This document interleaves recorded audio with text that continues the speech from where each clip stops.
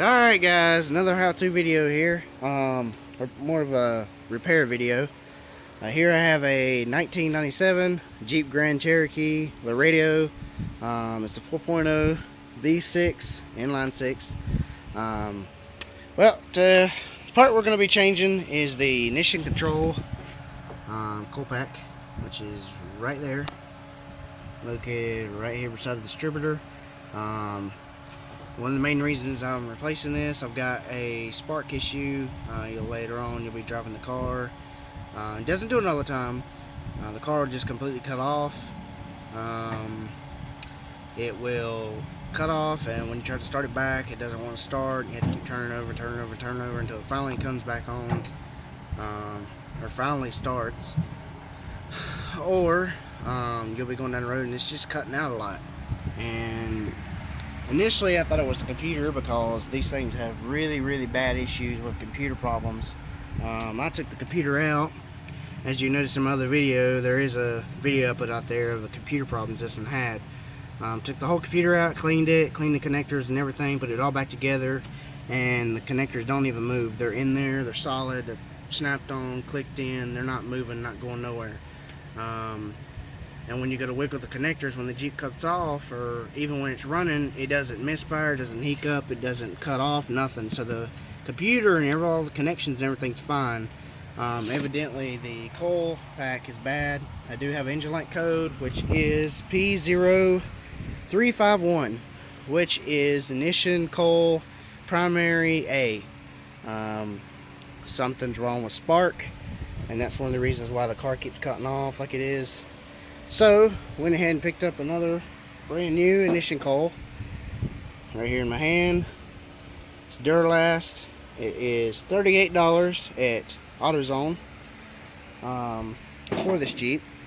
Went ahead and picked up another set of spark plug wires, because the gentleman that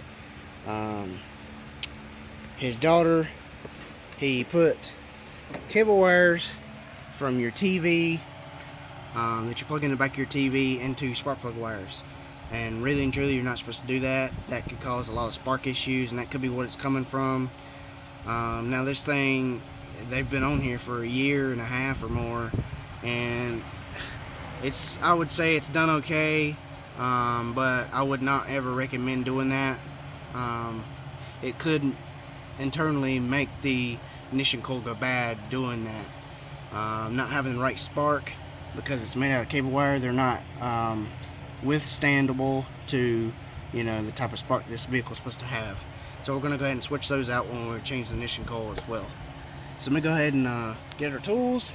You'll need a 10mm with extension and a ratchet to take this off. So let me go ahead and get the tools ready, and we'll go from there.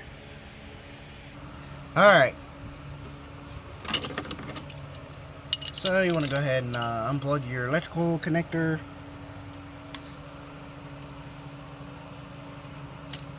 Get that out of the way. 2 10s, one right here, one right here.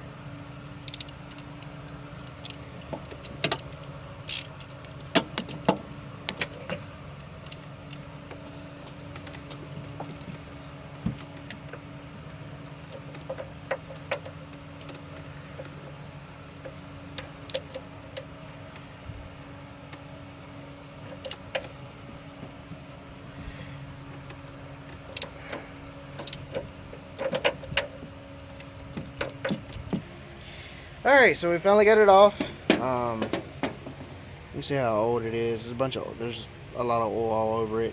And the bolts were a little bit loose, which is not a good thing, because it needs to be tight in order for it to have a good ground for the ignition coil. So to have the correct spark. And 50s forward.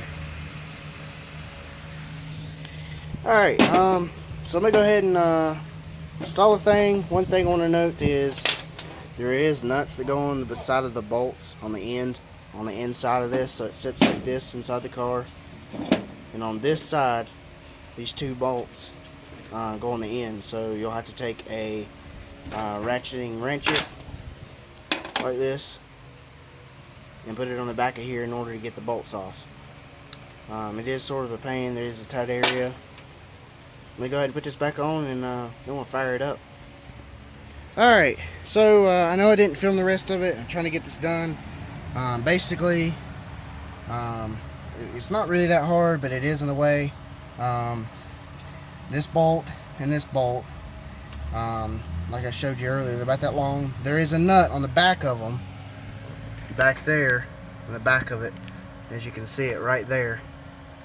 Right there, you can see the nut. So you'll have to take a wrench back here and hold this nut still while you break the other nut back here loose. Once you do that, everything's back on, everything's intact. I still got to do the spark plug wires. Let me go ahead and fire it up, and we'll see how it goes.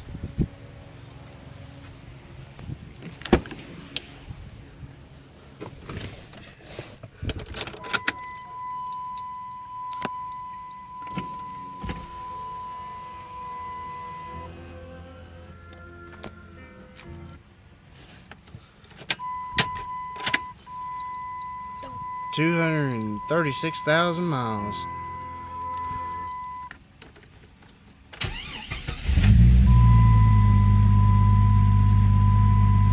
No shaking, no missing. Everything's gone. Runs like a top. Runs smooth. Oil pressure seems to be good. And everything.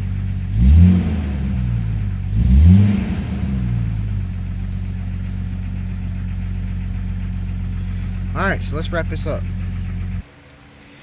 Alright, so there you go. There you have it. It's pretty much fixed. I still got to put the other spark plug wires on it. But if you like this video, please give it a big thumbs up if it helped out. If you have any questions or comments or anything like that, leave them in the bottom. I'll try my best to get to them. If you hadn't already, hit that subscribe button. What are you waiting for? I make how-to videos just about every other week, whenever possible. Thanks for watching. Have a great day or night, wherever you are. Thanks.